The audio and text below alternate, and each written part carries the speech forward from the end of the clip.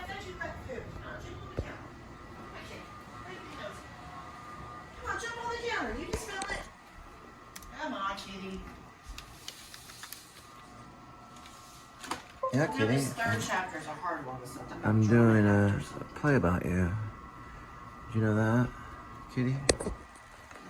There. 3 o'clock. Now. Right. Try to hit like that. Alright, ready for this one. Go. Ready. Thank you, cabinet, for the big break in the shiner. Okay, yeah, it's a good idea. They hate that. That's why I would put it on stage, but they hate it too much. So it's doing an oscillating fan. It's less noisy. Go ahead. Customers. Selling alcohol to someone who's already had too much kind of reminds me of that Clint Eastwood movie where Harry Callahan, the detective known as Dirty Harry, points a huge pistol at an armed robber and says, "Do you feel lucky, punk?" I never felt that lucky when I was a server, and you shouldn't either. Now, let's talk about how to figure out if your customer has had too much. So maybe you heard how years ago this president of the United States, President Truman, had a sign on his desk that said, "The buck stops here." He wasn't talking about tips, but about responsibility. Then there was another president who said, "I am the decider." Well, you may not be in the Oval Office, but according to the TABC, the buck stops with you and you are the decider. You're the one the state of Texas has elected to decide whether or not a customer is intoxicated and if the sale or service of alcohol is legal or illegal. I know it may not seem fair that the burden of deciding who is drunk and who is not is placed on your shoulders, but that's the way it is, and you have to deal with it. So, to decide if a sale of alcohol is legal, we need to observe our customers by revisiting the keys to customer observation, but this time for intoxication.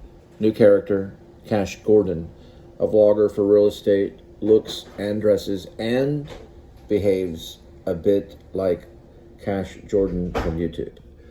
So we have all of them now. Let's see if it, okay, so you can see them all here.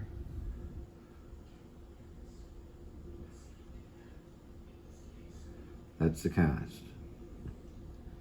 Voice can be anybody. Just the beginning. Okay, I'll put that in there too. We have lights up on a kitchen area, upstage center. A kitchen area appears in an alcove with older appliances, including stove and oven and fridge. Most likely, the appliances in the kitchen are from the 1980s and 1990s. That's from just adding. A square pop-out black IKEA table is in a living room area next to the kitchen area, surrounded by 2 black plastic and metal folding chairs. Need an R.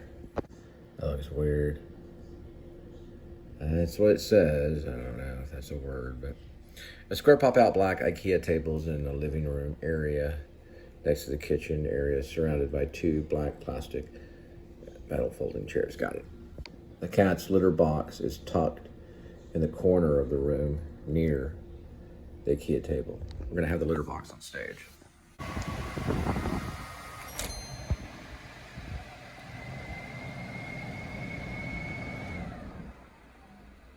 Everything was composed off this page. We're on the second aspect of it. We're gonna do a scroll. So you can see the scroll here. Now, we have to pay attention to the cast list. The cast list only says a writer at the very top. Ash, the writer. Underneath is Sniffles, also known as Snickles, the alcoholic. Edmund, a domestic pet cat. It can be domesticated. We can talk about it later. Notes from Edmund. This is about 3 options for the cat. The cat can be played by a human or a trained feline, or the cat can be invisible. They can rotate throughout the, different performances. If the cat is chosen to be invisible, then the actor must use mime to interact with the cat. If the cat is played by a human, then the actor must wear a cat costume with tail and makeup applied accordingly to reveal feline characteristics with realistic whiskers and such. If the cat is played by a person, any gender of actor will do. It's up to the director to choose the method of how the pet cat is played. And that would be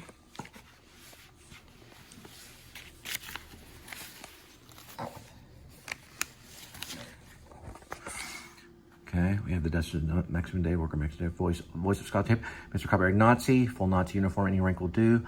He will be in full Nazi uniform.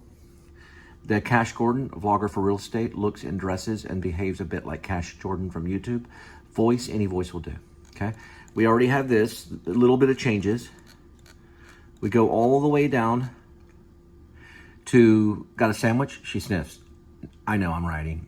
Shrimp scallop? Are you cooking? Wee wee. Remember, the word is the flesh and the flesh is the word. The cat climbs out of the cat condo and rubs against Ash's leg. He pets the cat. She steps over the cat and mumbles. Oh, little kitty. She goes to the back room and slowly opens the door and then tosses a small cloth cat toy, most likely with catnip, back in the room, and the cat goes to the cloth toy and licks it and claws it and licks it more. Sniffles, spice it up, and some veggies. He begins to cough. She goes to the kitchen area and begins to cook on an electric stove. Ash walks to the table, lights down. Now later, if you go up, I did include a stove and an oven and a fridge. Lights down, lights up. Ash sits at the table. The cat Edmund sleeps under the table at his feet. We can hear Sniffles in the back room rumbling through a chest of drawers and listening to her phone play a television show. Ash. Ash is a Nazi. I time traveled. The Nazis figured out how to do it. Deutschland. They built a time machine in 1940s. I watched thousands of them go to the gas houses and be gassed. They all died miserable deaths, starvation and such. They all died, most skin and bones. I screwed some of the virgin ladies too, to spread my seed. And this is all my riches, and she is my reward. The contract continues, and here in the great state of Texas in America, I am free to write my poems and play. I am a time-traveling Nazi. Ha ha ha, ba ba ba. All right? And then we'll go to the next scene for tomorrow. You have a good night. Retailer must meet to receive a reduced penalty and or protect the license permit if the illegal alcoholic sales takes place at an establishment is offered to as safe harbor, the Drama Shop Act. Safe harbor is to protect them. Look up safe harbor. Followed by Jeff before talking with his friend Carlson and asked him for help in buying a gun. He told him that the gun was for trespassers on his property, and Dylan believed that that's what it was for. But then he also told him he was leaving. So Dylan Carlson told Rolling Stone in June of '94 that he said it was kind of weird that he was buying a shotgun before he's leaving, but he offered to keep it until Kurt returned. But Kurt said no. He took the gun to his house and then he headed to the airport.